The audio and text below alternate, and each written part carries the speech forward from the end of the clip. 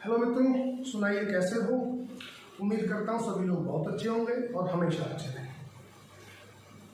मित्रों, मैंने पिछली वीडियो में जैसे बताया आपको कि हम इस वीडियो से स्टार्ट करते हैं जेनेटिक्स।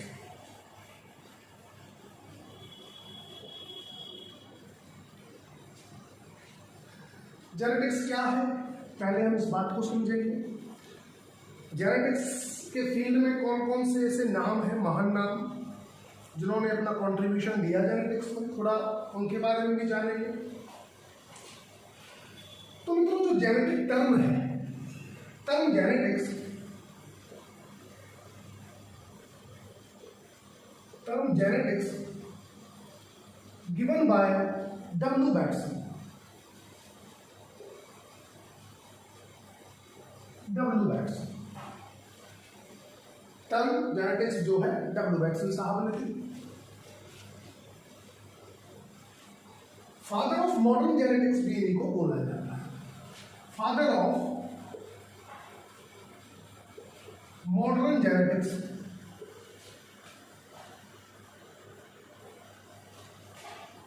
वो भी यही है, डब्ल्यू बैटसन साहब।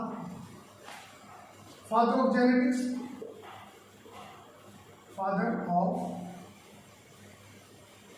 जेनेटिक्स, फादर ऑफ जेनेटिक्स बोला जाता है मित्रों ग्रेगर जॉन मेंडल साहब। शॉर्ट में लिखता हूं मेंडल।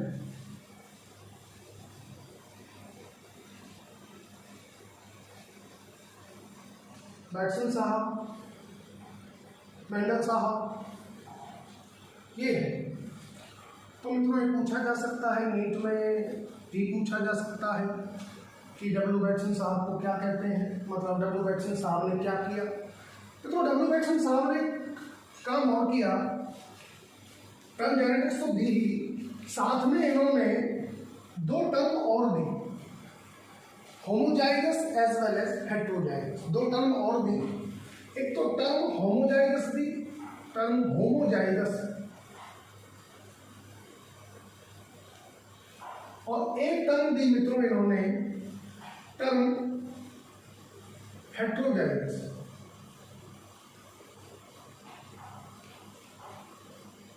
तो हम बताने वाले मित्रों, डोंट वरी, होमोजाइगस क्या है, हेटेरोजाइगस क्या है, वो आगे मैं बताऊंगा। अभी आप केवल सुन लीजिए। बैटसन साहब ने जेनेटिक टर्म दी, इसके अलावा दो टर्म और दी, होमोजाइगस टर्म दी, हेटेरोजाइगस टर्म दी। फादर ऑफ मॉडर्न जेनेटिक्स भी इनको बोला जाता है। फादर ऑफ जेनेटिक्स की अगर हम बात करें तो ग्रेगर जॉन मेंडल साहब हैं।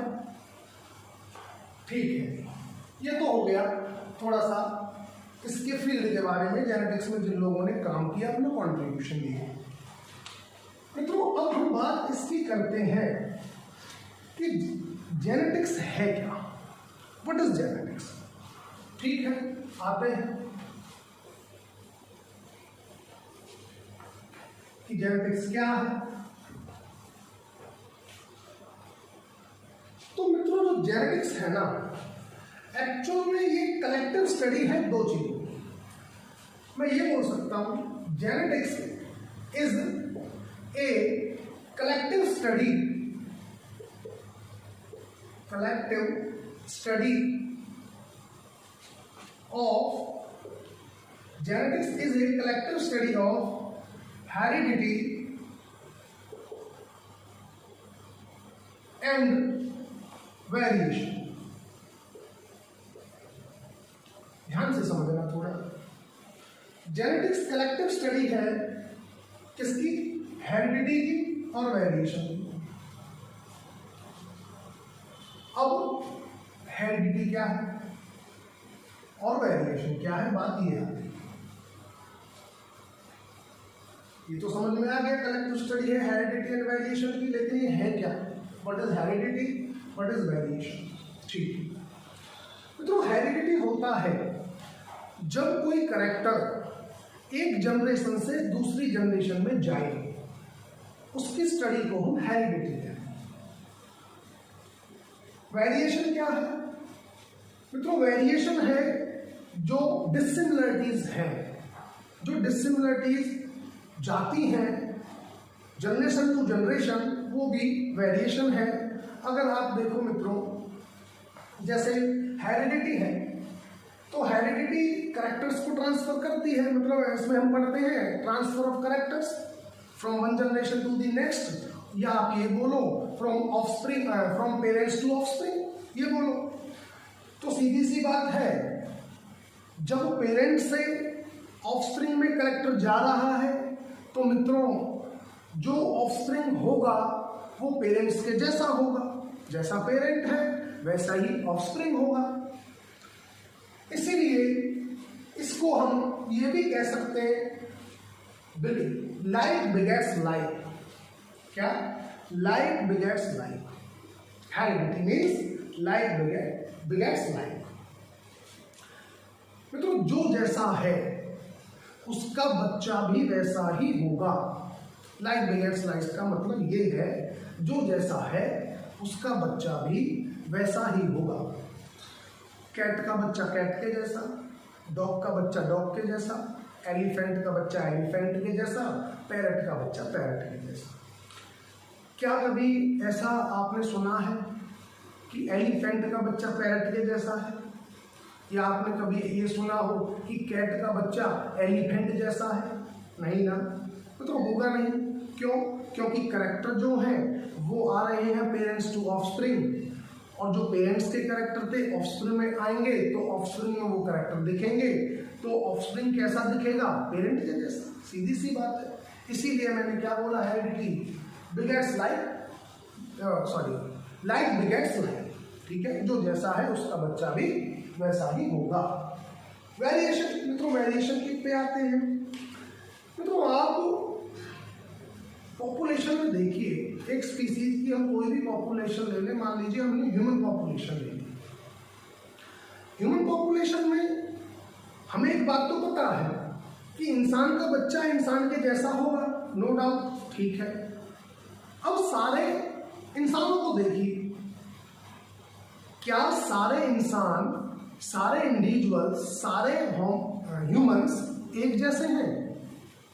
एक जैसे भी नहीं है ना। मानते हैं कि ठीक है इंसान का बच्चा इंसान के जैसा है, सिमिलरिटीज हैं, बट देयर आर डिससिमिलरिटीज ऑल्सो। और जो ये डिससिमिलरिटीज हैं with in a population of a species, यही कहलाती हैं मित्रों वेरिएशन। ये हमेशा याद रखना। तो मैंने बोला, अभी यहाँ तक थोड़ा सा रिवाइज कर लेते हैं। जेनेटिक्स क्या है? Genetics is the collective study of heredity and variation. Heredity बोले तो transfer of characters from one generation to another generation, इसकी स्टडी हेरिडिटी कहलाती है। वेरिएशन मैंने बताया, within a population of a species there are differences among individuals, dissimilarities there are, और ये जो डिससिमिलरिटीज प्रेजेंट हैं इन्हीं को हम वेरिएशन बोलते हैं। तो एक चीज और आपको फोकस करनी है, वो ये है कि जेनेटिक्स के अंदर आपने एक चीज देखी होगी, एक शब्द होता है हेरिडिटी, और एक शब्द होता है इनहेरिटेंस।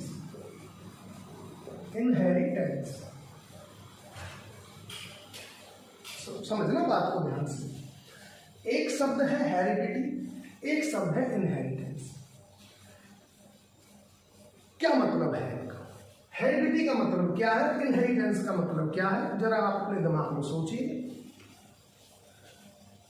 मित्रों मुझे पता है आपके दिमाग में जो चल रहा है, आपके दिमाग में चल रहा है कि गुरुजी ये दोनों बातें तो एक ही है। मित्रों ये दोनों बातें एक ही नहीं है, एक जैसी है। ये कह सकते हैं हम एक जैसी है, एक नहीं है। कई बार लोग क्या करते हैं, स्टूडेंट्स करते हैं, टीचर्स भी करते हैं, इनहेरिटेंस का सिनोनिम हेरिडिटी का सिनोनिम इनहेरिटेंस हम यूज कर लेते हैं। हेरिडिटी बोलो, इनहेरिटेंस बोलो, कोई बात नहीं, लेकिन थोड़ा सा एक फर्क है इस बात में। जो इनहेरिटेंस है ना, वो एक पाथवे है, वो एक प्रोसेस है। इनहेरिटेंस एक ऐसा पाथवे है पाथवे बोलिए और प्रोसेस बोलिए, या आप प्रोसेस भी बोल सकते हैं। एक ऐसा पाथवे है जिसके जरिए कैरेक्टर्स एक जनरेशन से दूसरी जनरेशन में जाते हैं। सुनिए दोबारा, इनहेरिटेंस एक ऐसा पाथवे है, एक ऐसा प्रोसेस है जिसके जरिए कैरेक्टर्स एक जनरेशन से दूसरी जनरेशन में ट्रांसफर होते हैं या पेरेंट्स टू ऑफस्प्रिंग ट्रांसफर होते हैं। वैलिड? ठीक है, इनहेरिटेंस तो हो गया। तो ये हेरिडिटी क्या है? हेरिडिटी मित्रों, इस पाथवे या प्रोसेस की अगर हम स्टडी करें, इसकी स्टडी करना हेरिडिटी कहलाता है। समझ लो, ये तो पाथवे है, एक प्रोसेस है जिसके जरिए कोई कैरेक्टर एक जनरेशन से दूसरी जनरेशन में ट्रांसफर होगा या पेरेंट्स टू ऑफस्प्रिंग ट्रांसफर होगा। अब इस प्रोसेस की स्टडी करना कहलाता है हेरिडिटी। तो यहां पर हेरिडिटी की डेफिनेशन क्या आ जाती है? Heredity is the study of inheritance of characters from one generation to the next और from parents to offspring. Is that clear? तो इनहेरिटेंस क्या है? इनहेरिटेंस की डेफिनेशन हो जाएगी मित्रों, इनहेरिटेंस इज ए पाथवे और process through which characters are transferred from one generation to the next or from parents to the offspring। तो मुझे लगता है मित्रों ये दोनों टर्म आपकी क्लियर हो गई होंगी। ऐसा नहीं है बिल्कुल सिनोनिम नहीं है, इनमें थोड़ा फर्क है। ये स्टडी है प्रोसेस या पाथवे की, ये एक प्रोसेस है। ठीक है, यहां तक मामला हमारा निपट गया। चलिए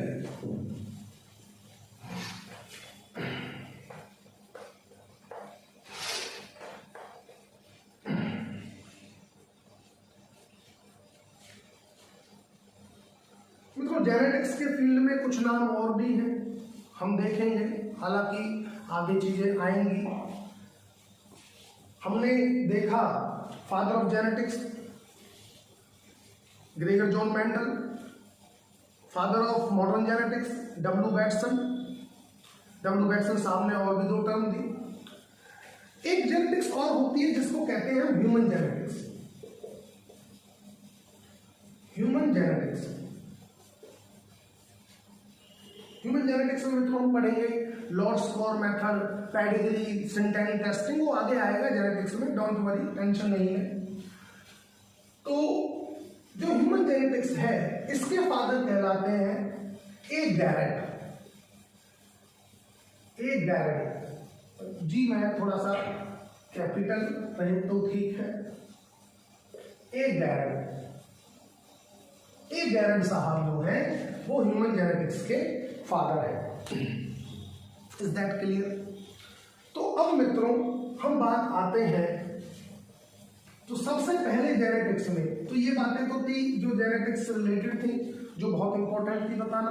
अब हम आ जाते हैं टॉपिक पर जेनेटिक्स के। जो जेनेटिक्स का टॉपिक है मेंडेलियन जेनेटिक्स और मेंडलिज्म। हम स्टार्ट करते हैं मेंडेलियन जेनेटिक्स से। सबसे पहले मेंडेलियन जेनेटिक्स और या हम कह लें मेंडलिज्म कह लीजिए, बताऊंगा फर्क। मेंडलिज्म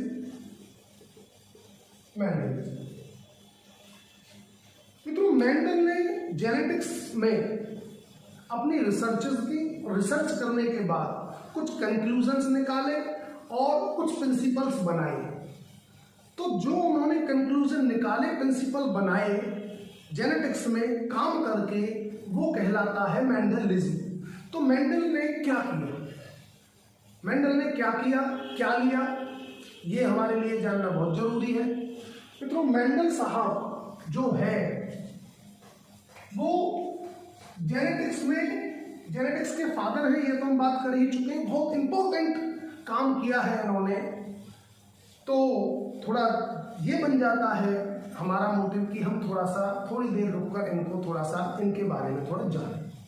लेकिन मित्रों अब हम इससे पहले थोड़ा सा आपको थोड़ा चीज़ों को और समझाने के लिए थोड़ा सा इलॉबरेट और करते हैं। मित्रों, लोगों को बड़ी उत्सुकता थी, जो साइंटिस्ट लोग थे उनको बड़ी उत्सुकता थी जब बायोलॉजी में देख रहे थे वो कि जो जैसा है उसका बच्चा भी वैसा ही होगा। तो साइंटिस्ट ने सोचना स्टार्ट किया कि यार ये हो कैसे रहा है ऐसा, कि कैट का बच्चा कैट के जैसा है, डॉग का बच्चा डॉग के जैसा है, एलिफेंट का बच्चा एलिफेंट के जैसा है। ऐसा तो कभी नहीं हो रहा कि एलिफेंट का बच्चा कैट के जैसा हो या कैट का बच्चा डॉग के जैसा हो। आम पर अमरूद लगे, अमरूद पे आम लगे, ऐसा भी नहीं हो रहा, प्लांट्स में भी नहीं हो रहा। तो आखिर ये हो क्यों रहा है, इस बात पर लोग थोड़ा फोकस कर रहे हैं। लेकिन मित्रों, अब जैसे होता है ना, हम कोई चीज़ सोचनी स्टार्ट करते हैं तो हम अपने हिसाब से ही उसका मतलब कई बार सोचते हैं, अपनी हाइपोथेसिस लगाते हैं कि शायद ऐसा हो रहा होगा। तो मित्रों, अगर वो ऐसा हो रहा है, हम पहले हाइपोथेसिस मतलब एक सोचते हैं अपने दिमाग में, जो दिमाग में सोच बनाई जाती है शुरू में वो हाइपोथेसिस होती है। अगर उस हाइपोथेसिस को बहुत लोग माने, मतलब हमारे साथ अगर कुछ लोग सहमत हैं उस हाइपोथेसिस को लेके, तो मित्रों वो थ्योरी कहलाती है। और अगर कोई चीज थ्योरी है और थ्योरी, उस थ्योरी को वो यूनिवर्सल हो गई, उसको पूरी दुनिया में सब सहमत हो रहे हैं उसको, तो मित्रों उस थ्योरी को फिर हम लॉ बोल देते हैं कि ये लॉ है, थ्योरी नहीं है। जैसे हम पढ़ेंगे मेंडल्स लॉ, मेंडल के लॉ क्या है वो, क्योंकि मेंडल साहब ने जो बताया वो बिल्कुल ठीक बताया और वो पूरी दुनिया उनसे सहमत हो गई, और पूरी दुनिया सहमत हो गई तो उनके उस काम को हाइपोथेसिस, थ्योरी ना बोलकर लॉ बोला गया। Is that clear? चलो, तो थोड़ी सी मैं ऐसे से स्टार्ट करता हूँ। मतलब लोगों को ये समझ में नहीं आ रहा था कि ये मामला हो क्यों रहा है, तो कुछ लोगों ने स्टार्ट किया और सबसे पहले जो जितनी भी थ्योरी आई, जैसे प्री फॉर्मेशन थ्योरी आई, एपिजेनेसिस थ्योरी आई, पेंसपर्मिया थ्योरी आई, ये सारी थ्योरी आई। लेकिन मित्रों कोई भी ये थ्योरी ये नहीं बता पाई प्रॉपर तरीके से कि इसके पीछे ये कारण है। तब आते हैं मेंडल साहब। मेंडल साहब जब आते हैं तो वो कुछ एक्सपेरिमेंट करते हैं, और जो एक्सपेरिमेंट का उनका जो मटेरियल होता है जिस पर वो एक्सपेरिमेंट करते हैं वो होता है मटर, पी। तो मेंडल ने जो प्लांट लिया वो पी प्लांट लिया, पी प्लांट, ध्यान से समझना। मटर का पौधा लिया, मतलब मेंडल ने जो अपना वर्क किया वो किस पौधे पर किया। आपसे अगर कोई पूछ ले एग्जाम में तो आपका आंसर होना चाहिए कि जी पी पर किया, पी प्लांट पर किया। ठीक है मित्रों, पी पर तो किया, लेकिन पी में दो तरह की मटर है। अब आप ये बताइए मेंडल ने कौन सी मटर पर काम किया, क्योंकि वहां तो दो तरह की मटर है ना। एक तो है मटर में गार्डन पी, और एक आती है मटर में स्वीट पी। तो आपको मित्रों ये पता होना चाहिए कि मेंडल साहब ने कौन सी मटर को लेकर काम किया था। ये क्वेश्चन में आ जाता है आपका यूजीसी में। तो खैर मैं उम्मीद नहीं करता हूं कि यूजीसी, सीएसआई और नेट इस तरह का कोई क्वेश्चन पूछे, लेकिन आ भी सकता है। बट नीट में आता है क्वेश्चन, आ जाता है नीट में, इस तरह का पूछ सकते हैं। वहां कोई ऐसी बात नहीं है कि नहीं पूछ सकते। तो मित्रों मेंडल ने कौन सी मटर पे काम किया, तो सबसे पहले तो आपको समझना होगा कि मटर ये है कौन सी। अच्छा, इससे पहले मैं क्वेश्चन पूछूंगा आपसे, तब आपके क्लियर होगा, ऐसे क्लियर नहीं होगा। मित्रों मटर तो आप भी खाते हो, मैं भी खाता हूं। तो ये बताइए हम गार्डन पी खाते हैं या स्वीट पी खाते हैं, बताइए आप सोचो कि गार्डन पी खाते हैं या हम स्वीट पी खाते हैं। तो मित्रों खैर मुझे पता है आपके दिमाग में क्या चल रहा होगा, मैं जानता हूं सब, क्योंकि मेरे से बच्चे पूछते हैं, तो मैं भी बच्चों से क्वेश्चंस पूछता हूं, तो आंसर वहां से आते हैं।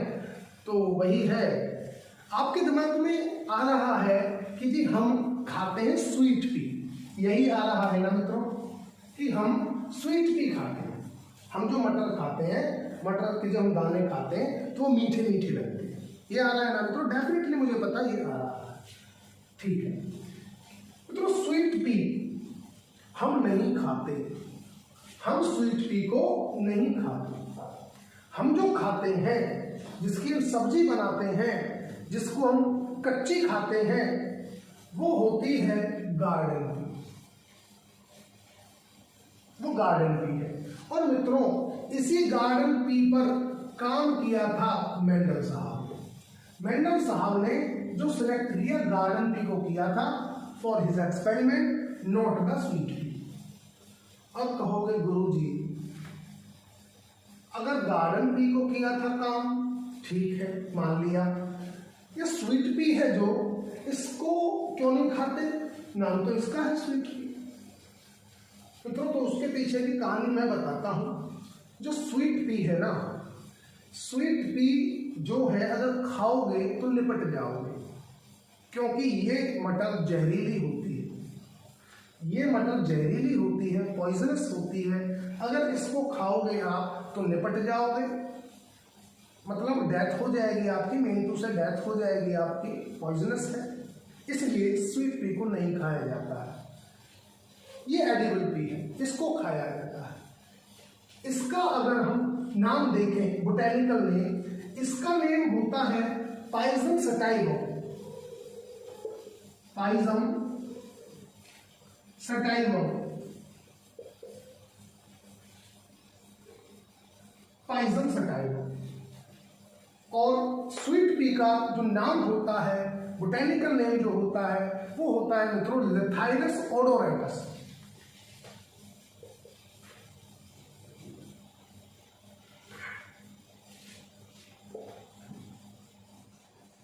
लेथाइरस ओडोरेटस, ओडोरेटस।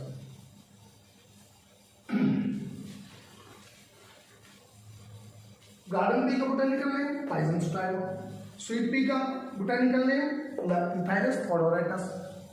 मेंडल ने कौन सी पी पे काम किया? गार्डन पी पे, उसको पाइजम सटाइवम बोल रहे हैं। एडिबल पी है, इसी को हम खाते हैं।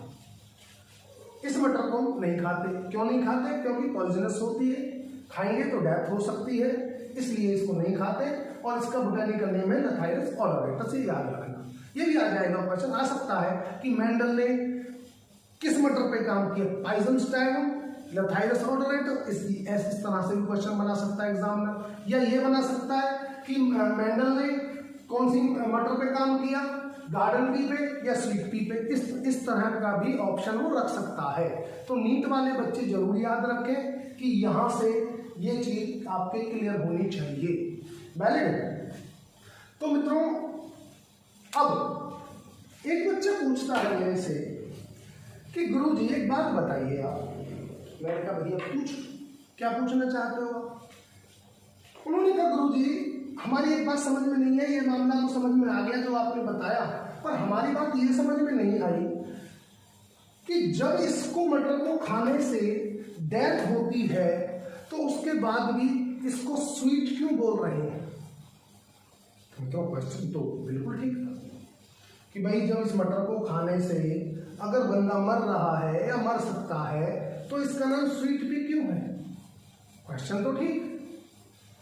तो मित्रों इसका नाम मैं बता दूं, स्वीट पी इसलिए है क्योंकि इस मटर से जो फ्रेग्रेंस आती है वो बहुत ही ज्यादा स्वीट होती है, बहुत ही ज्यादा स्वीट फ्रेग्रेंस होती है, बहुत अच्छी सुगंधित होती है। इसीलिए इस मटर का नाम स्वीट रखा गया है, स्वीट फ्रेग्रेंस की वजह से। फिर बोलता है गुरुजी फ्रेग्रेंस स्वीट मीठी होती है। मित्रों फ्रेग्रेंस अच्छी होती है, मीठी नहीं होती है, अच्छी होती है। और कोई चीज अच्छी हो, हमें पसंद आ रही हो, हमें अच्छी लग रही हो, तो हम वहां वर्ड यूज कर लेते हैं स्वीट। जैसे आपने तो देखा ही होगा आपस में ना, जैसे मतलब हम बच्चे को बोल देते हैं स्वीट बेबी, स्वीट हार्ट बोलते हैं ना। तो ये थोड़ी है कि स्वीट बेबी वो बेबी मीठा है, नहीं बिल्कुल नहीं, ये मतलब थोड़ी है। या स्वीट हार्ट हमने किसी को बोला, किसी बच्चे को, तो इसका मतलब वो दिल मीठा है, ऐसा भी कुछ नहीं है। स्वीट का मतलब क्या, जो अच्छा लगे, हमें वो चीज़ पसंद आ रही है तो ठीक है, हमने एक्साइटमेंट में या उसको थोड़ा सा एक्सप्रेस करने के लिए स्वीट बोला। तो यहाँ से जो फ्रेग्रेंस आती है इस मटर से वो बहुत ही अच्छी सुगंधित होती है फ्रेग्रेंस, इसीलिए इस मटर को स्वीट भी बोला जाता है। तो मुझे लगता है मित्रों मेंडल का ये तो आपका बात हो गई कि मेंडल ने पी पर काम किया था, ठीक है। अब थोड़ा सा हम इस बात पर आते हैं। अच्छा मित्रों एक क्वेश्चन और पूछता हूं मैं आपसे, एक क्वेश्चन का जवाब और देना जो मेरे दिमाग में आया है। ये बताइए आप लोग, या सोचिए, बताएंगे तो क्या आपके वीडियो में आप देख रहे हैं तो बोल नहीं पाएंगे, कमेंट बॉक्स में ही बता सकते हो, तब तक मैं आंसर दे ही दूंगा। तो आप ये बताइए मटर जो होती है, मटर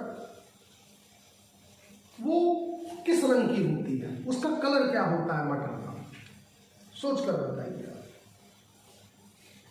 मटर का कलर जो होता है वो किस रंग का होता है, वो ग्रीन होती है और येलो, या येलो होती है, ये बताइए सोचकर, ग्रीन है या वो येलो है। पता है मुझे मित्रों, आपने क्या सोचा होगा, कह रहे होंगे गुरुजी इसमें कौन सी बड़ी बात है, डेली मटर से ही खाते हैं हम तो, ग्रीन होती है येलो थोड़ी होती है। मित्रों अगर आपका आंसर ये है कि मटर ग्रीन इन कलर, तो आप पूरी तरह से गलत हो। मटर ग्रीन कलर की नहीं होती, मटर होती है येलो कलर की। अब आप कह रहे होंगे गुरुजी लगता है आपने मटर नहीं खाई है। मित्रों मटर मैंने भी खाई है, मैं जो बोल रहा हूं उस बात को समझिए। मटर येलो कलर की होती है, मटर ग्रीन कलर की नहीं होती है, क्योंकि जो ग्रीन कलर की मटर आप खा रहे हो वो मटर प्रीमेच्योर्ड है, वो मटर पकी हुई नहीं है, वो मैच्योर्ड मटर नहीं है, वो मैच्योर्ड पी नहीं है, वो प्रीमेच्योर्ड पी है, कच्ची मटर है। और कच्ची तो आप कोई भी चीज खाओ मतलब सारी चीजें ग्रीन है। टमाटर देख लो, कच्चा टमाटर ग्रीन, कच्चा आम ग्रीन, कच्ची जामुन ग्रीन होता है, और तो और कच्चा केला ग्रीन। तो मित्रों सारी चीज कच्ची तो ग्रीन होती है। अगर आपसे कोई पूछता है वो किस कलर का है तो इसका मतलब वो प्रीमेच्योर का नहीं पूछ रहा है, वो पूछ रहा है मैच्योर्ड का। तो आप मैच्योर्ड को लाइए। मैंने पूछा आपसे पपीता किस कलर का होता है, आपके दिमाग में क्या चला था, पीला, कि पीला होता है। मैं पूछता हूँ टमाटर किस कलर का होता है, आपके दिमाग में चला ना लाल कलर। पपीता के बारे में जब पूछा तो पीला चला आपके दिमाग में। मैंने पूछा टमाटर किस कलर का होता है तो आपके दिमाग में चला रेड कलर का। लेकिन जब मैंने मटर पूछी कि मटर किस कलर की होती है तो आपके दिमाग में फिर ग्रीन तो चली, येलो चलनी चाहिए थी, क्योंकि मटर तो पीले कलर की होती है। आप जाइए मटरा, जिसका मटरा खाते हैं, छोले बनते हैं, जो जब मटर पक जाती है ना मित्रों तो वो येलो कलर की हो जाती है, वो ग्रीन कलर की नहीं होती। तो जब भी आपसे कोई पूछे कि ये चीज मतलब इसका कलर क्या है तो आप उसका प्रीमेच्योर का नहीं बताओगे, आप मैच्योर का कलर बताओगे। जैसे फॉर एग्जांपल मैंने टमाटर का पूछा, आपसे पपीता का पूछा, तो आपके दिमाग में पपीता के लिए येलो आया, टमाटर के लिए रेड आया, और जब मटर का पूछा तो आपके दिमाग में क्या आया, ग्रीन। लेकिन ग्रीन नहीं आना चाहिए, आपके दिमाग में मटर पकी हुई का आना चाहिए जो येलो कलर की होती है, ना कि ग्रीन कलर की। ग्रीन कलर की मटर प्रीमेच्योर मटर होती है, ठीक है। ये बात हमारी समझ में आ गई। अब मित्रों एक क्वेश्चन और यहां से अराइज होता है कि जी मान लिया मेंडल ने एक्सपेरिमेंट किया, मटर पे किया, मटर पे भी गार्डन पीपल किया, मान लिया, लेकिन गुरुजी हमें ये बताओ मटर पर ही क्यों काम किया मेंडल ने? क्या मेंडल को और कोई पौधा नहीं मिला काम करने के लिए, केवल जो मटर पे ही काम किया? तो मित्रों Mendel was lucky, Mendel lucky था। कोई मेंडल का ये फेवरेट प्लांट नहीं था कि मटर पे चलो काम करते हैं, कोई फेवरेट नहीं था, बस ये एक लक था, कोइंसिडेंस की बात थी कि उन्होंने मटर को सिलेक्ट कर लिया।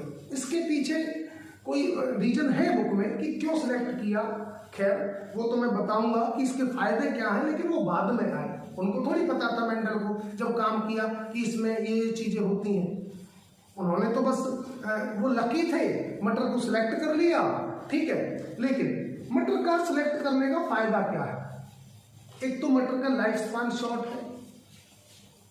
अगर आपसे पूछा जाए, क्वेश्चन में आ जाए कि मटर पे मेंडल ने काम क्यों किया, तो आप ये मत कहना कि जी ऐसे ही सिलेक्ट किया था, क्योंकि ये मतलब नीट वाले तो बिल्कुल मत कहना, ठीक है ना, नीट वाले बिल्कुल मत कहना, क्योंकि यूजीसी सीएसआई और नेट के एग्जाम में तो आ सकता है ऑप्शन में कि मेंडल वाज लकी, या मेंडल ने वो अचानक ऐसे ही, ये कोइंसिडेंस की बात थी कि उन्होंने मटर को ही कर लिया सेलेक्ट।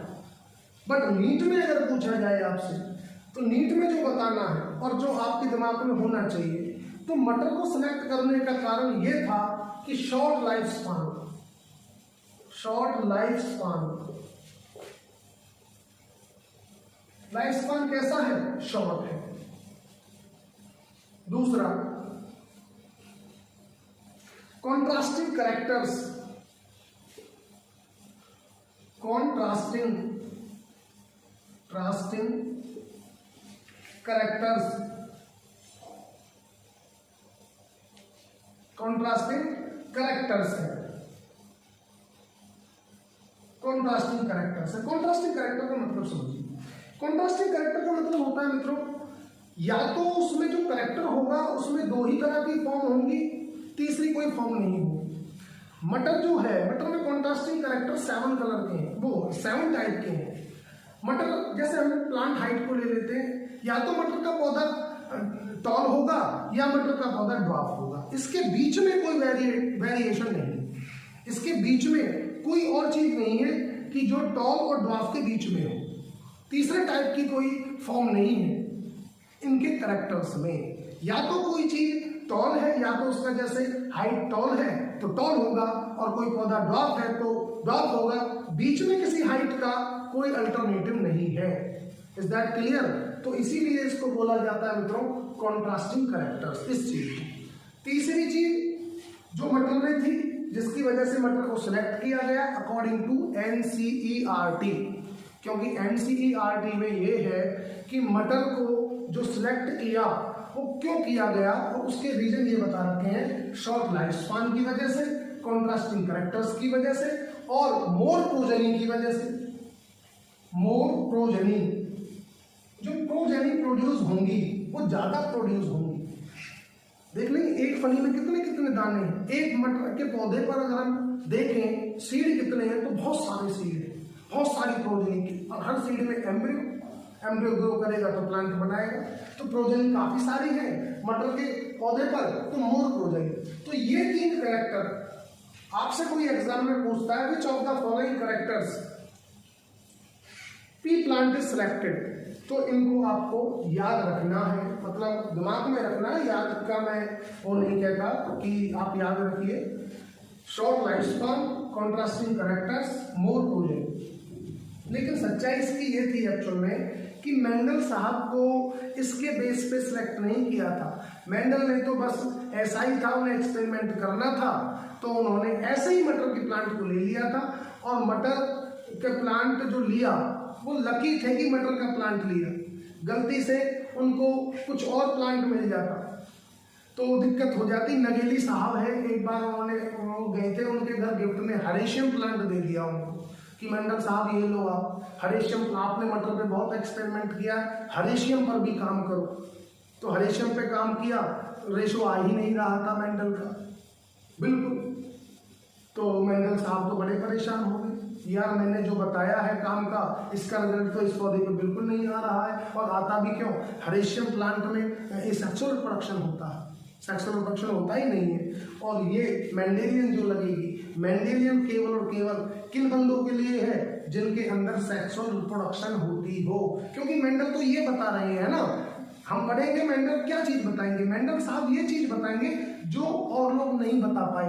और लोग ये बताने की कोशिश कर रहे थे कि कैरेक्टर्स कैसे एक जनरेशन से दूसरी जनरेशन में जाते हैं। बहुत लोगों ने अपने अपने तरीके से बताया। मित्रों लेकिन किसी को सक्सेस नहीं मिली। सक्सेस मिली तो इस बात को बताने में केवल मेंडल साहब को। मेंडल साहब ने एक्सपेरिमेंट करके इस बात को लोगों के सामने रखा कि इस तरीके से कैरेक्टर्स जाते हैं। Is that clear? चलिए, तो ये भी हो गया, बाकी चीजें तो मित्रों हम कर ही लेंगे। अब आते हैं मित्रों थोड़ा सा मेंडल के बारे में, क्योंकि मेंडल के बारे में जानना भी ना थोड़ा जरूरी है। बहुत रेस्पेक्टेड बंदा था, बहुत काम किया, और मित्रों मेरा जो मानना है, मेरा जो अपना विचार है वो ये है कि मेंडल उस टाइम पैदा हुआ था, मतलब अपने टाइम से ना, जब उसको पैदा होना था उससे वो करीबन 50, 60, 70 साल पहले पैदा हो गए थे। कुछ लोग होते हैं मित्रों ऐसे जो जिनका जन्म लेने का टाइम होता है फ्यूचर में, बाद में, लेकिन वो जन्म पहले ले लेते हैं। आइंस्टीन साहब अपने, अल्बर्ट आइंस्टीन, तो अल्बर्ट आइंस्टीन देखिए क्या क्या तब बता गए थे जो आज लोग नहीं बता पा रहे हैं। तो अल्बर्ट आइंस्टीन भी ऐसे ही थे, मेंडल साहब भी ऐसे ही थे। तो मित्रों मेंडल साहब के बारे में थोड़ी सी बातें कर लेते हैं। तो मेंडल साहब मित्रों मैथमेटिशियन थे वैसे तो मॉनेस्ट्री में उनको जॉब मिल गई तो वहाँ रहने लग गए। तो वहाँ पर उन्होंने अपना क्या किया, मटर पर एक्सपेरिमेंट करना स्टार्ट कर दिया। जो मॉनेस्ट्री वाले थे उन्होंने बोला कि ठीक है आप अपना एक्सपेरिमेंट करिए, आप भी सीखिए, बच्चों को भी सिखाइए, कोई दिक्कत नहीं है। तो मित्रों वो उन्होंने मटर पे काम करना स्टार्ट कर दिया। और मित्रों ऐसा नहीं है उन्होंने केवल एक ही वैरायटी की मटर कलेक्ट की थी पूरी दुनिया में घूम के, उन्होंने बहुत सारी वैरायटी की मटर कलेक्ट की थी जिन पर एक्सपेरिमेंट किया था। केवल ये नहीं है केवल एक ही वैरायटी ली थी मटर की, उन्होंने वो पूरी दुनिया में घूमे मित्रों, उन्होंने पूरी दुनिया से मटर को कलेक्ट किया, तब एक्सपेरिमेंट किया वहाँ पर, उसके बाद वो कंक्लूजन तक पहुँचे। उसके बाद भी कैसे पहुँचे मैं वो बता मित्रों। बात है करीबन 1857 की। 1857 की बात है। इस साल में मेंडल ने अपना काम स्टार्ट कर दिया, मतलब इन्वेस्टिगेशन या एक्सपेरिमेंटल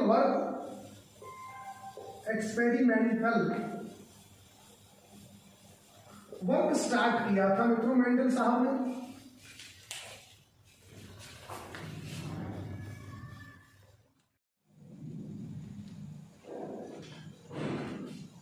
मित्रों थोड़ा प्रॉब्लम हो गई थी लाइट की,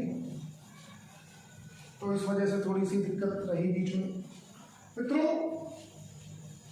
तो हम बात कर रहे थे कि मेंडल साहब ने जो एक्सपेरिमेंट किया वो स्टार्टिंग की 1857 में मेंडल ने अपने एक्सपेरिमेंट पर काम किया जो मटर का था पौधा था। अब मित्रों काम करके इन्होंने जो भी वर्क था इनका, जो भी ये पता लगाना चाह रहे थे, मैंने पहले अभी बताया अभी इसी वीडियो में कि ये क्या पता लगाना चाह रहे थे। ये पता लगाना चाह रहे थे कि कैरेक्टर्स एक जनरेशन से दूसरे जनरेशन में जो जाते हैं और जिसकी वजह से ऑफस्प्रिंग पेरेंट के जैसी है, उसके पीछे कारण क्या है। जैसे और लोगों ने भी बताने की कोशिश की थी लेकिन वो बता नहीं पाए थे।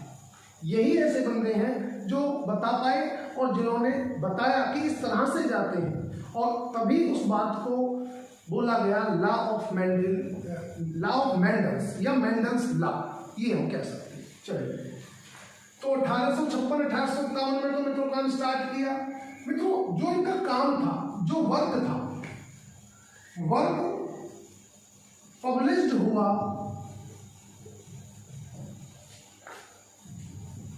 1863। मतलब वर्क पब्लिश नहीं हुआ, सॉरी, वर्क इनका जो फिनिश हुआ, मैं लिखूंगा यहां, वर्क जो फिनिश्ड किया, वर्क फिनिश्ड, या बल्कि ये लिखा जाए वर्क फिनिश्ड की जगह एक्सपेरिमेंट फिनिश्ड, एक्सपेरिमेंट फिनिश्ड इन 1963। मतलब बॉटम लाइन ये है कि 1857 से लेकर 1863 तक इन्होंने अपना काम किया, आप ये भी कह सकते हो। मतलब स्टार्टिंग की 56-57 में और काम कब तक किया? 1863 तक काम किया। लेकिन मित्रों जो ये काम था, जो ये वर्क था, इसकी पब्लिकेशन जो हुई, ये पब्लिश्ड हुआ जो, वो हुआ मित्रों 1865 में, 2 साल बाद। मतलब पब्लिश्ड जो हुआ, पब्लिश्ड इन 1865 में पब्लिश्ड हुआ। एक बार दोबारा से देखिए, स्टार्ट किया 56-57 में, कब तक काम किया? 1863 तक, और फिनिश कर लिया। उसके बाद पब्लिश्ड हुआ वो काम 1865 में, मतलब पब्लिक के सामने आया ये काम, कि उन्होंने काम क्या किया है, ये पब्लिक के सामने आया। अब मित्रों उन्होंने, मेंडल साहब ने लोगों को दिखाया कि जी देखो, हमने ये चीज़ें बनाई हैं, ये चीज़ें डिस्कवर की हैं। मित्रों कोई भी लेकिन मेंडल साहब के इस वर्क से सेटिस्फाई नहीं था, कोई भी उनके इस ओपिनियन से, जो भी रिसर्च की थी उससे संतुष्ट नहीं था, जिसकी वजह से उनके इस काम को मतलब रिजेक्ट कर दिया कि नहीं, ऐसा नहीं होता, आप जो कह रहे हो वो बिल्कुल गलत है, ये पॉसिबल ही नहीं है। वो मित्रों कुछ पॉइंट्स हैं, कुछ वजह थी, कुछ प्रॉब्लम्स थी, जिनकी वजह से उन्होंने वो नहीं माना। ठीक है, कोई बात नहीं। मित्रों 1822 में मेंडल साहब का जन्म हुआ, और मित्रों अगर डेथ की बात करें 1884 में ये मारे गए, मतलब मारे नहीं गए, मर गए। हम ये बोलेंगे कि मेंडल साहब ये डेथ हुई 1884 में।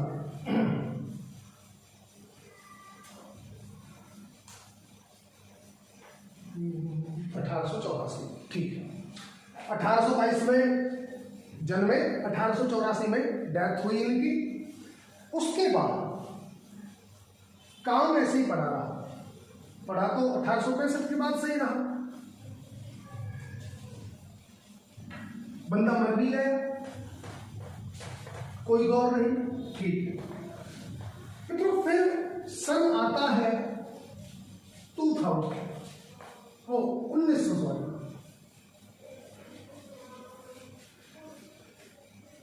57, 56, 57 में काम किया, 63 तक काम किया, 65 में पब्लिश हुआ, लोगों को बताया, लोगों ने नहीं माना। 1884 में मेंडल साहब की मृत्यु हो गई, उनकी डेथ हो गई।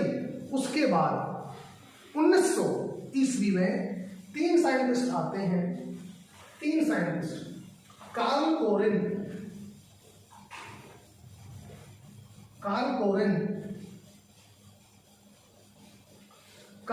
साहब जो थे, ये जर्मनी से थे मित्रों, जर्मनी।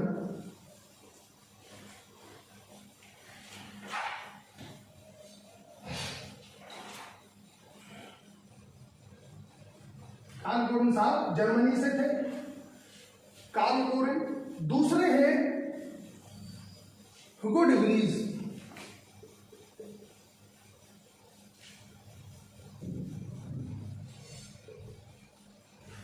ह्यूगो डे व्रीज साहब हॉलैंड से थे, ये हॉलैंड से थे। और मित्रों तीसरे जो साइंटिस्ट थे, जो 1900 ईस्वी में या 1900 सन में जिन्होंने काम किया, कार्ल कोरेन जर्मनी से, ह्यूगो डे व्रीज हॉलैंड से, और तीसरा बंदा था इवॉन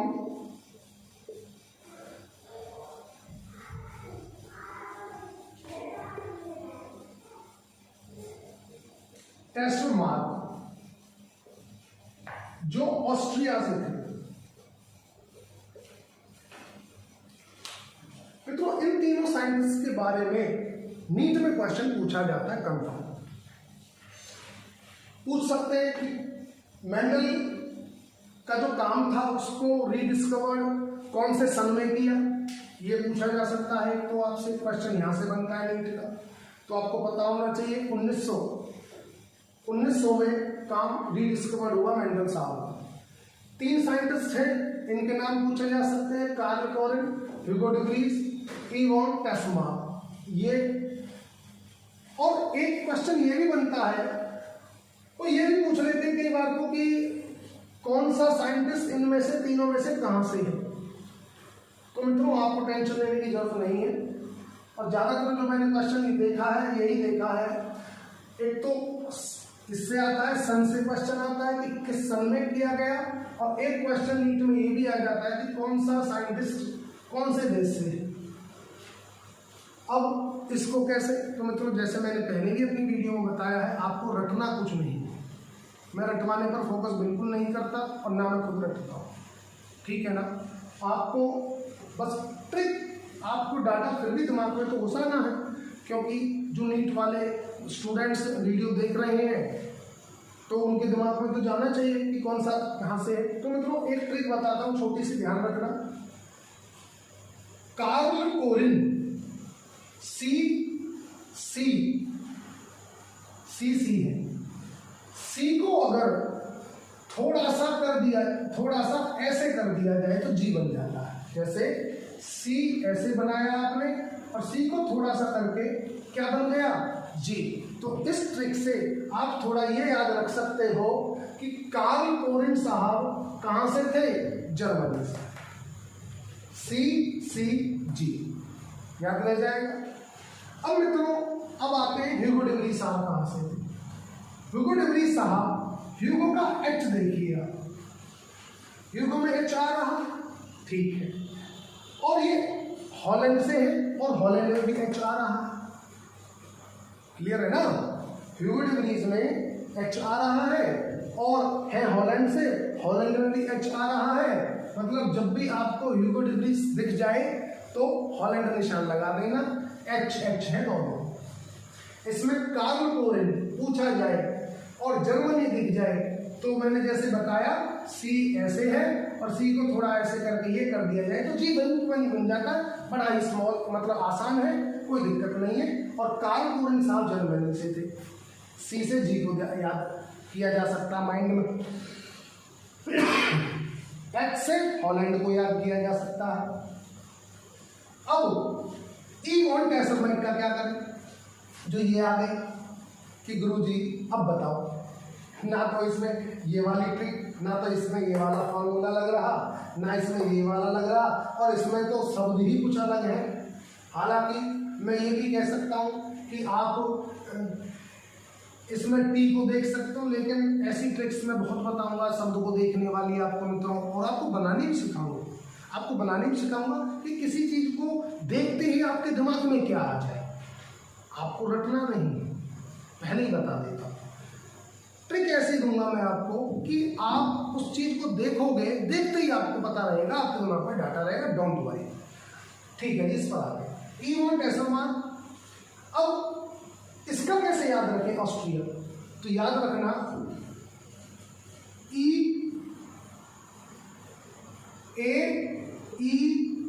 E-A-E-O-I-U ये वॉवल्स हैं, मानते हो, A-E-O-I-U वॉवल्स है।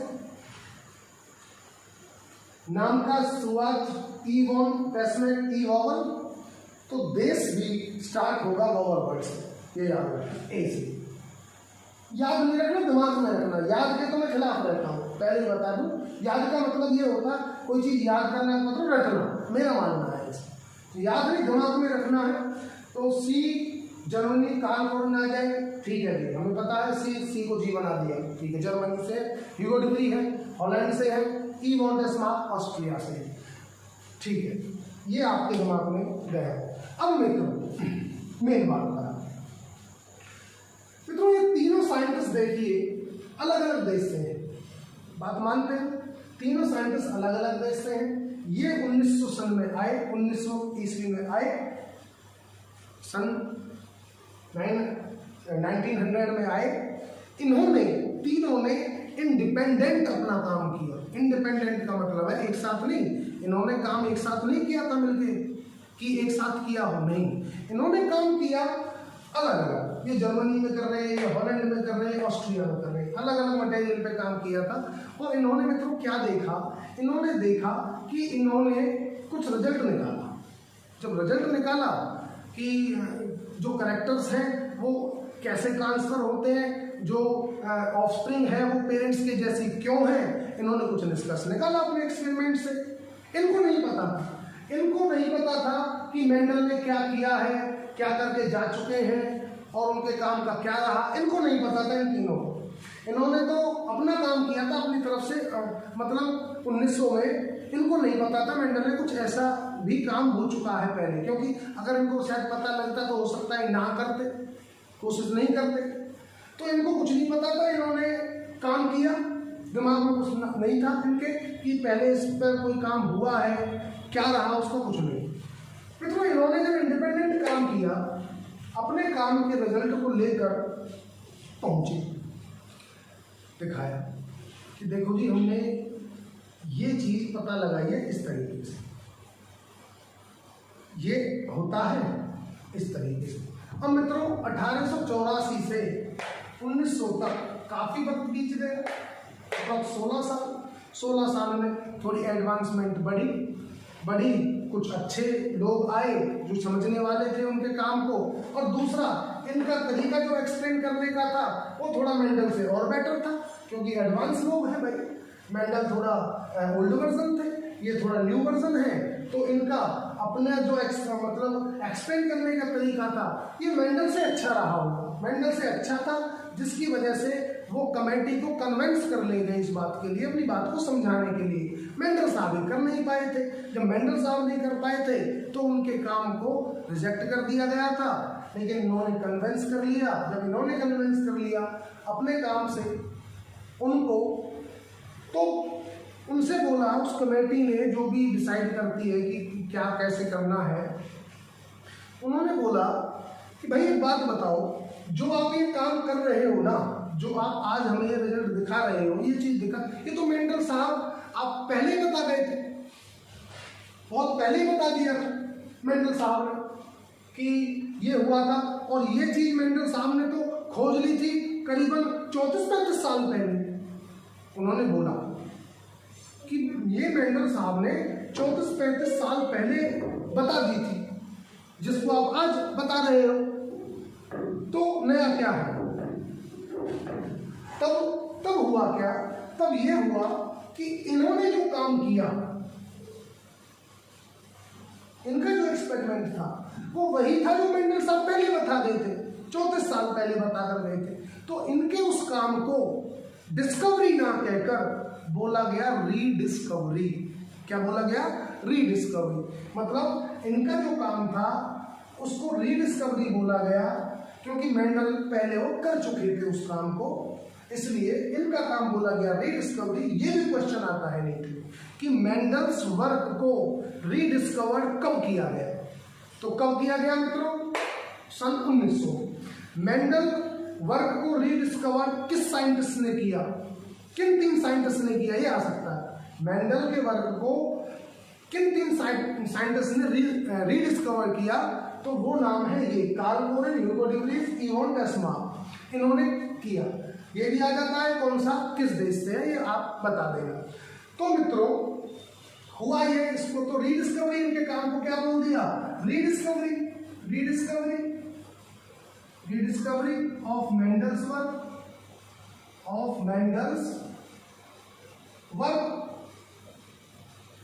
या मेंडल की जो डिस्कवरी थी, मेंडल की डिस्कवरी की वजह से इनके काम को रीडिस्कवरी बोला गया।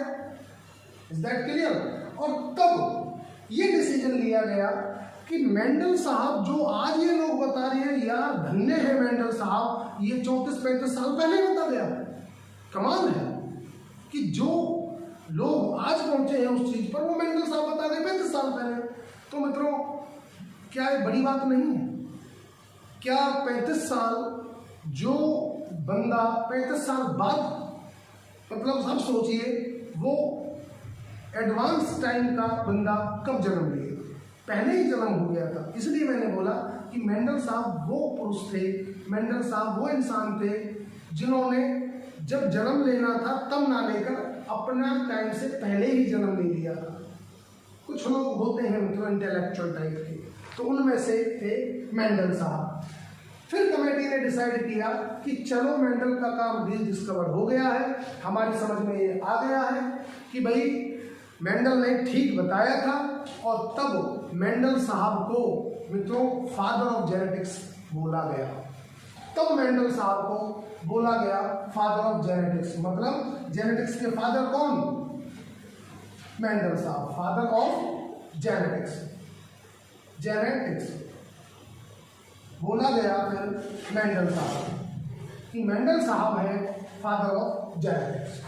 चलिए, तो मित्रों ये थी मेंडल साहब की कहानी। अब थोड़ा सा इस बात पर भी थोड़ी सी सोचकर मतलब कभी थोड़ा मुस्कुराहट सी, हंसी सी आ जाती है कि यार खुद सोचो, कोई बंदा मर गया, एक बंदा है मर गया, मरने के बाद 16 साल बाद वो बन रहा है पिता। मतलब मर गया, मरने के 16 साल बाद क्या बना है? पिता। फादर बोले तो पिता, फादर बने कब मेंडल साहब? मरने के 16 साल बाद। Is that clear? तो मित्रों बायोलॉजी है, बायोलॉजी में ये सब चलता है। Biology is the science of exceptions. Biology exceptions की साइंस है, रिजिड नहीं है biology. Biology is a flexible science. मित्रों फ्लेक्सिबल है, रिजिडिटी तो बिल्कुल नहीं है बायोलॉजी। लाइफ साइंस के अंदर रिजिडिटी नहीं है, life science is a flexible science. और मित्रों बाकी हम देखेंगे फिजिक्स में और मैथमेटिक्स है, वो रिजिड साइंस है, वो उसमें एक्सेप्शंस कम है, but biology is the science of exceptions. और मित्रों ये भी कहा है किसी ने कि rigidity is the symbol of death and flexibility is the symbol of life. इसीलिए लाइफ साइंस में क्या है? Flexibility. Life science, life flexible, flexibility is the symbol of life and rigidity is the symbol of death. चलिए, तो अब मित्रों ये तो हो गया मेंडल के बारे में, इनके बारे में, उनके काम के बारे में, मेंडल ने किस पर काम किया इस बात के बारे में। ठीक है, तो अब हम थोड़ा सा डिस्कस करेंगे अब, बल्कि आई थिंक मित्रों वीडियो थोड़ा लंबी ही हो गई है, तो मुझे लगता है अब जो थोड़ा काम करना चाहिए वो नेक्स्ट वीडियो में हो जाए तो बेटर है आई थिंक। पर चलो कोई नहीं, मैं एक टॉपिक और ले लेता हूँ, करेक्टर्स ले लेता हूँ कि क्या करेक्टर मेंडल साहब ने सिलेक्ट किए, ये और हो जाए। तो मित्रों मेंडल ने, तो हमें पता है कि मेंडल ने गार्डन टी पर काम किया, गार्डन टी पर काम किया। गार्डन टी का नाम पाइजनस्टाइन, पाइजनस्टाइन।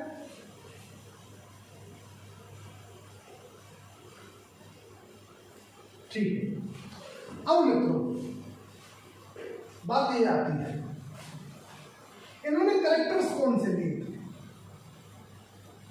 तो मित्रों कैरेक्टर्स क्या है? मटर के अंदर 7 कैरेक्टर्स इन्होंने सिलेक्ट किए और 7 की 7 कैरेक्टर्स जो है कॉन्ट्रास्टिंग कैरेक्टर है। कॉन्ट्रास्टिंग के बारे में मैं मित्रों पहले ही बता चुका हूं कि कॉन्ट्रास्टिंग कैरेक्टर क्या है, जिनमें 2 अल्टरनेटिव हो और बीच में कोई और नहीं है अल्टरनेटिव। जैसे प्लांट की हाइट की बात की, टॉल है तो टॉल है, ड्वार्फ है तो ड्वार्फ है, बीच में कुछ नहीं। इस तरह के कैरेक्टर्स थे, वो मैं कैरेक्टर्स की बात करता हूं। तो मित्रों एक तरफ लिखता हूं मैं कैरेक्टर्स, कैरेक्टर हो गया dominant, dominant recessive, recessive, dominant recessive.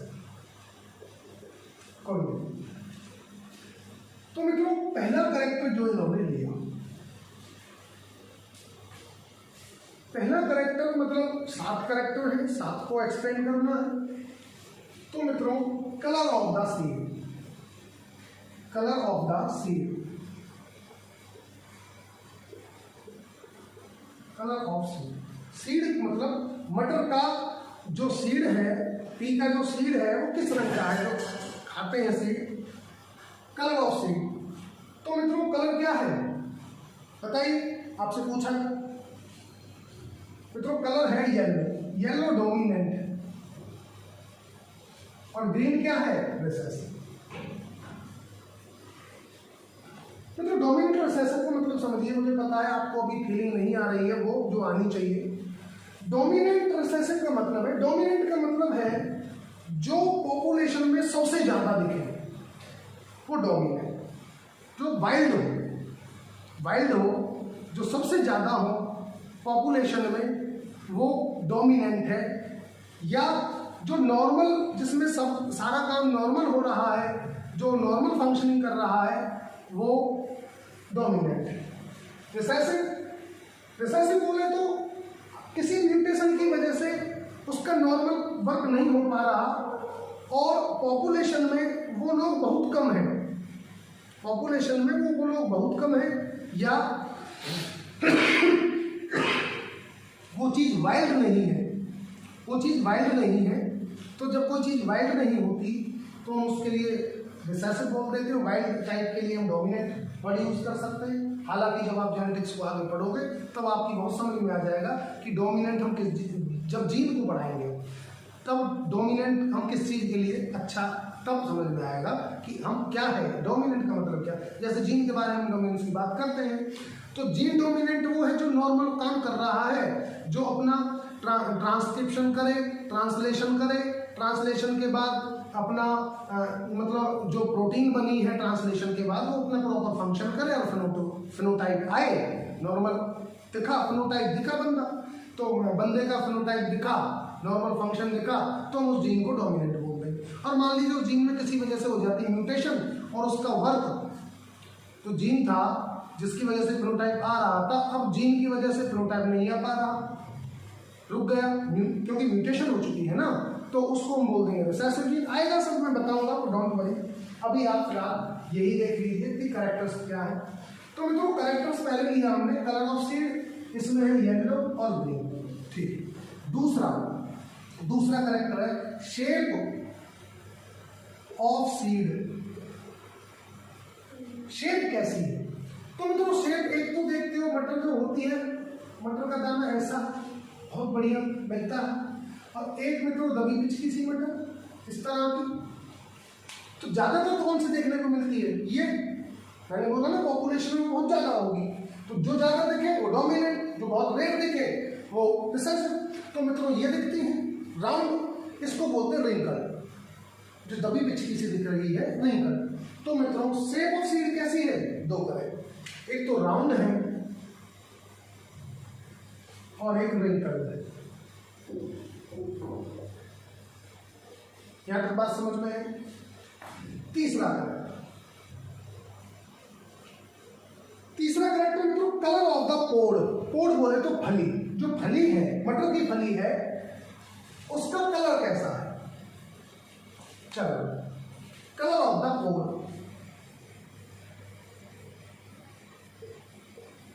Colour of pod.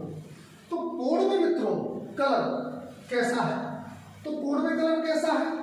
तो पोड, एक चीज याद रखना, पोड का कलर पूछा जाए अगर आपसे तो डोमिनेंट होता है ग्रीन और रिसेसिव होता है येलो। ये चीज ध्यान रखना कि अगर कलर सीड का पूछा जाए तो सीड का डोमिनेंट कलर येलो और रिसेसिव कलर ग्रीन, और पोड का कलर पूछा जाए आपसे तो पोड का डोमिनेंट कलर होता है ग्रीन और रिसेसिव होता है येलो।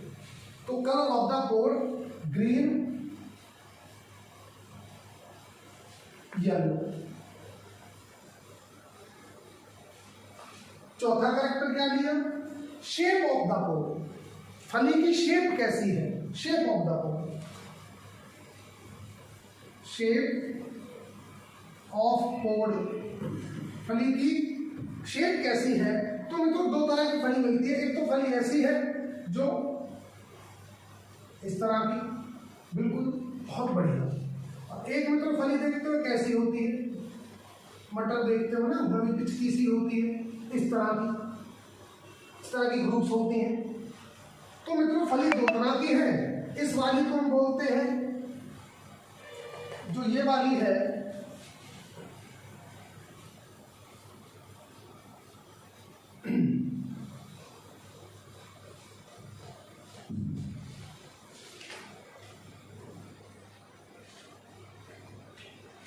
हाँ मैं मित्रों बात कर रहा था, तो ये वाली मटर है और एक ये है इस तरह की। तो ये inflated constricted,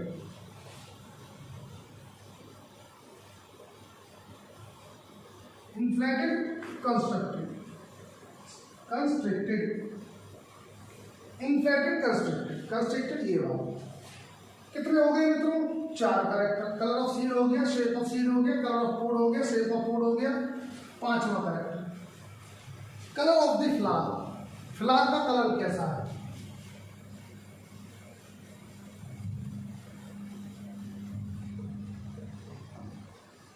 colour of the flower, flower का कलर कैसा है मित्रों? फ्लावर का कलर जो है डोमिनेंट तो होता है पर्पल,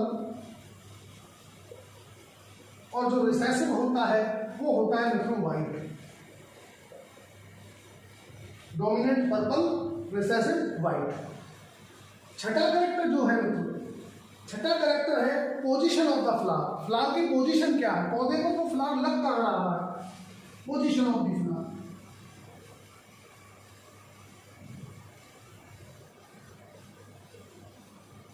तो मित्रों फ्लावर की पोजीशन 2 तरह की हो सकती है, तो एक्सिलरी बड में लग रहा हो फ्लावर या टर्मिनल पर हो। तो एक्सिलरी बड में है अगर फ्लावर तो उसको बोलेंगे हम एक्सिलरी, और टर्मिनल पर लगा है, बिल्कुल लास्ट में लगा है जाकर, तो उसको बोलेंगे टर्मिनल। तो जो पोजीशन होगी फ्लावर की डोमिनेंट होगी एक्सिलरी और रिसेसिव होगी टर्मिनल।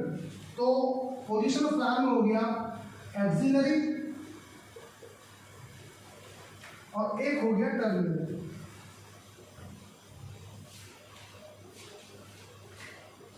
तो मेरे हिसाब से अब थोड़ा मिटाना पड़ेगा ऊपर से, तो कोई दिक्कत नहीं है, एक बार मैं रिवाइज करा देता हूँ, देख लीजिए। कैरेक्टर हमें बताने हैं, कैरेक्टर 2 तरह के होंगे, डोमिनेंट होगा, रिसेसिव होगा, ठीक है ना?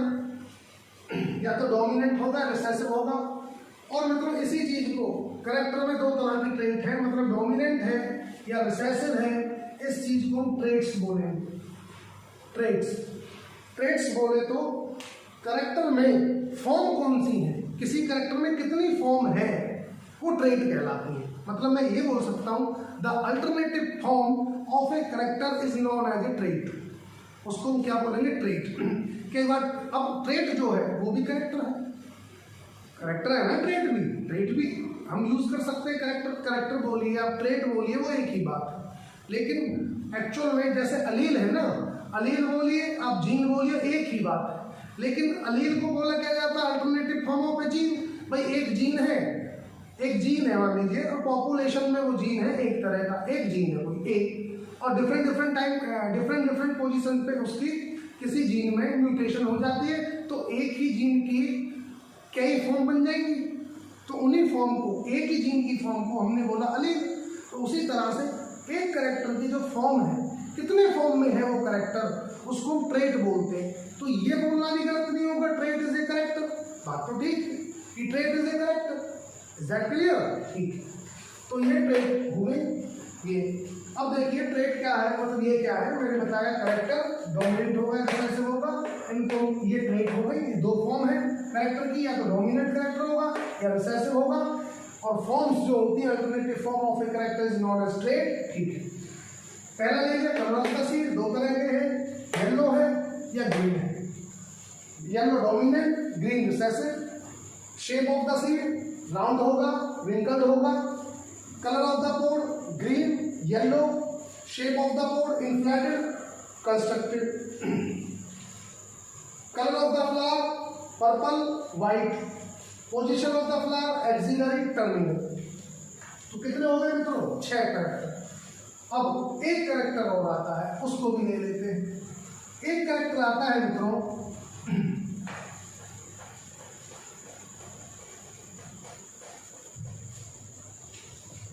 मैंने बताया ना 7 कैरेक्टर लिए थे मेंडल साहब ने। मटर के अंदर 7 कैरेक्टर थे जो मेंडल साहब ने इन 7 कैरेक्टर्स पे काम किया था। तो उनमें जो 7th कैरेक्टर है height of the plant, height of the plant. Plant की हाइट क्या है? तो बताइए आप, सोचिए कि डोमिनेंट कौन सी होगी, रिसेसिव कौन सी होगी? तो मित्रों डोमिनेंट होती है टॉल और रिसेसिव होती है ड्वार्फ। डोमिनेंट होती है मित्रों टॉल और रिसेसिव होती है मित्रों ड्वार्फ। ये है हाइट ऑफ द फ्लावर। तो मित्रों टोटल 7 कैरेक्टर हो गए। अब बच्चों की दिक्कत रहती है, गुरुजी सबसे ज़्यादा दिक्कत पता है हमें यही आती है। बच्चे कहते हैं मेरे से कि गुरुजी सबसे ज़्यादा दिक्कत ना हमें यही आती है बस, कि कौन कौन से 7 कैरेक्टर हैं, यही चीज़ हमें ना याद नहीं होती। चलो कोई बात नहीं भैया, याद नहीं होती तो मैं बताऊंगा तुम्हें कैसे दिमाग में रखना है। याद नहीं करना है, रट्टा नहीं करना है, मैं भी यही बोल रहा हूँ मित्रों। तो ठीक है कि मित्रों मेरी सिंपल सी ट्रिक है, इन 7 कैरेक्टर को आपके दिमाग में मैं ट्रांसफर करता हूँ। आप देखिए किस तरीके से। मित्रों आप ये तो दिमाग में रख सकते हो ना, किसी भी पौधे पर जो एंजियोस्पर्म है, मटर तो एंजियोस्पर्म में आती है, सीधी सी बात है, फ्लावरिंग प्लांट। एक चीज याद रखना, फल, फूल, फली,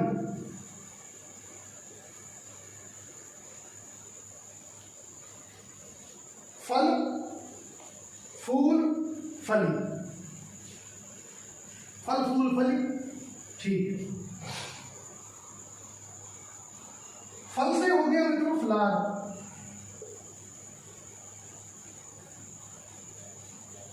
तो सॉरी फल से हो गया फ्रूट, फल से हो गया फ्रूट।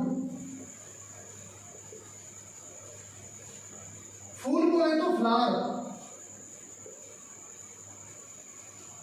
और फली, फली बोले तो पोल।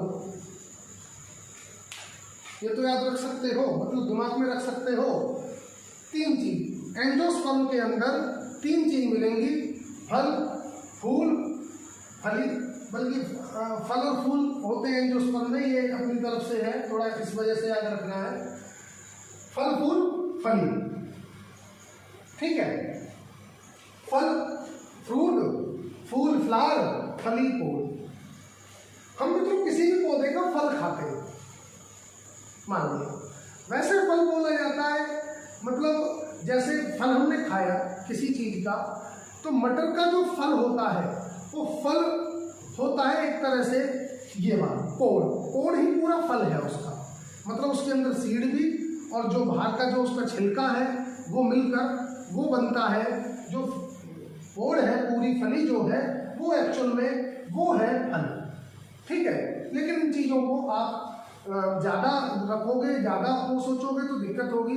बस मोटी सी एक बात बताता हूँ कि हम मटर का क्या खाते हैं, हम मटर का खाते हैं सीड, ठीक है, उसको भूल जाइए अपने थोड़ी टाइम के लिए कि वो सीड है, उसको समझिए वो फल है।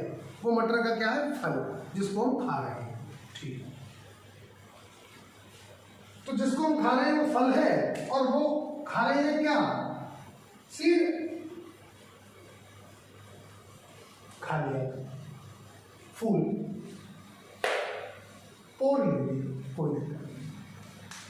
मित्रों सीड के 2 कैरेक्टर, फ्लावर के 2 कैरेक्टर, पोड़ के 2 कैरेक्टर, ये तो दिमाग में रह सकते हैं भाई। 2 कैरेक्टर इसके, 2 कैरेक्टर इसके, 2 कैरेक्टर इसके। मैंने सिंपली लिखा फल, फूल, फली। फल से दिमाग में रखिए भाई, मटर में हम क्या खाते हैं, सीड, ठीक है, हो गया फल का काम। सीड के 2 character, colour of the seed, shape of the seed. फूल, फ्लावर के 2 कैरेक्टर हैं, फ्लावर की पोजीशन और फ्लावर का कलर, 2 कैरेक्टर। फली, फली के भी 2 कैरेक्टर हैं, shape of the pod and colour of the pod, बताया था, 2 कैरेक्टर, 2 4 2 6 कैरेक्टर तो ये हो गए। प्लस में 1 कैरेक्टर है पौधा खुद, मतलब पौधे की हाइट।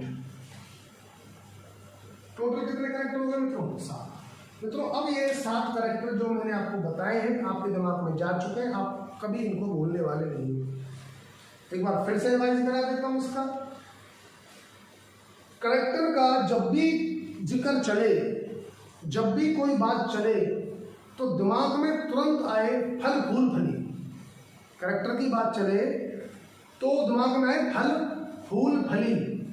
फल से जो हम मटर का खाएं वो फल, हम मटर का क्या खाते हैं, सीड खाते हैं, तो वही फल है उस टाइम, वही फल है उसका, उसको खा रहे हैं हम, तो वही फल है, उसके दो कैरेक्टर।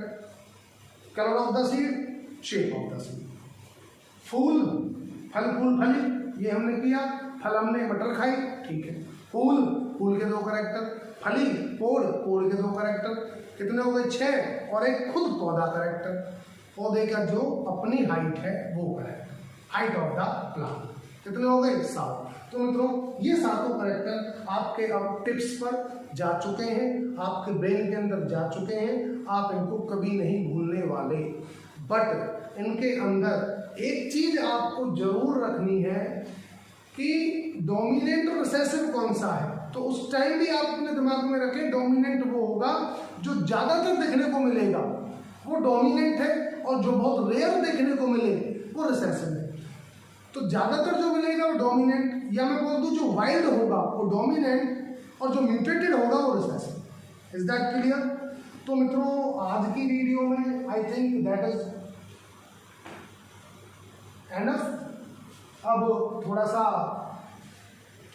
बहुत ज़्यादा हो गया है, नेक्स्ट वीडियो में बहुत जल्दी डालता हूँ, तो उसमें हम थोड़ा सा टर्मिनोलॉजी के बारे में जानेंगे। क्योंकि जेनेटिक्स स्टार्ट करने से पहले मित्रों ये बहुत जरूरी है कि जेनेटिक्स में कुछ टर्म्स यूज होंगी। जैसे ये टर्म्स थी कि भाई dominant, recessive, homozygous, heterozygous, genotype, phenotype, gene, allele, hemizygous, ये टर्म कुछ यूज होंगी। तो इन टर्म्स के बारे में जानना बड़ा जरूरी है। तो मित्रों अगली वीडियो हम स्टार्ट करेंगे टर्मिनोलॉजी से। अगली वीडियो में मैं टर्मिनोलॉजी बताऊंगा, जो मैं बहुत जल्दी डालने वाला हूँ, डोंट वरी। अभी यहाँ तक आप जो भी मैंने कराया है यहाँ तक आप रिवीजन कर लेना, वीडियो को ठीक से पूरा कंसंट्रेट होके, अटेंटिव होके, और मतलब क्यूरियस होके, अटेंटिव होके, क्यूरियस होके वीडियो को देखना, आपका सारा की सारा क्लियर हो जाएगा। और मित्रों मैं फिर बताता हूँ, बायोलॉजी को आपको रटना नहीं है, बायोलॉजी को केवल और केवल समझना है।